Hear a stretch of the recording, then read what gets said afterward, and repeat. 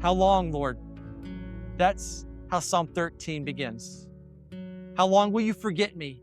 How long will you hide your face? How long must I wrestle with my own thoughts day after day and have sorrow in my heart?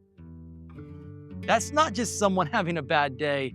That's someone trying to survive in the wilderness of depression. And that question, how long? I know for me, that hits like a gut punch because I have screamed that numerous times. I've screamed that to God in my anxiety and my depression. Because you see, the scariest question when you're in that space is not what's wrong with me. It's what if this never ends? And so if you're like me, you pray harder, you try to power through, but the weight is still there. The fog, the dread, the heaviness that makes everything harder than it's supposed to be.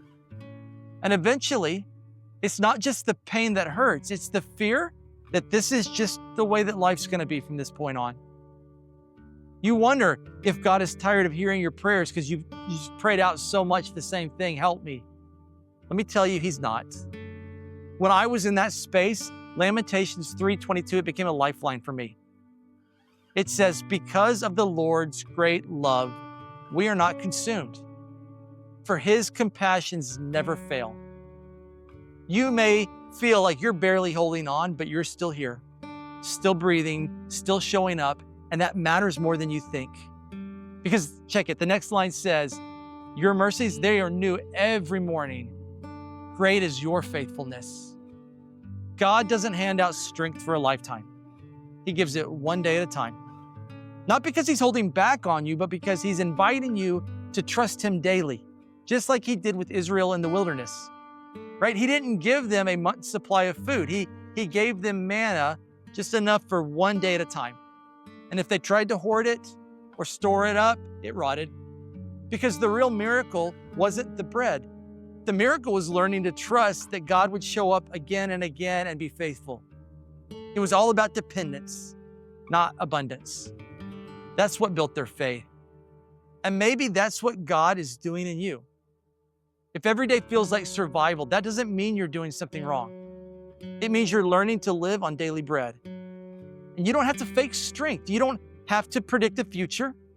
You just have to take the next step with the one who's walking beside you, often carrying you. Because peace isn't always the absence of struggle. Sometimes it's the presence of God full of grace meeting you in the middle of that struggle. That's peace. That's why I love Isaiah 46:4. It's so powerful. It says, even to your old age and gray hairs, God says, I am He. I'm the one that will sustain you. I will carry you. I will rescue you. God doesn't wait for the pain to pass before He shows up. He carries you through it. He sustains you when you're weak. He feeds you when you're empty. He meets you in the wilderness again and again and again. And so maybe for you this season, maybe it's not a detour to something better. Maybe it's the place where God wants to meet you most deeply. Not because He enjoys your pain, but because it's in the dry places that we learn who He really is. Steady, present, faithful, enough. You may not see the light yet. You may not understand the purpose of the pain, but the wilderness has always been a place of revelation. So if today, if it feels heavy again, if you're scared it might never end, just know you're not forgotten. You're not broken. You're not alone. God is going to rescue you. He always has, and He still is.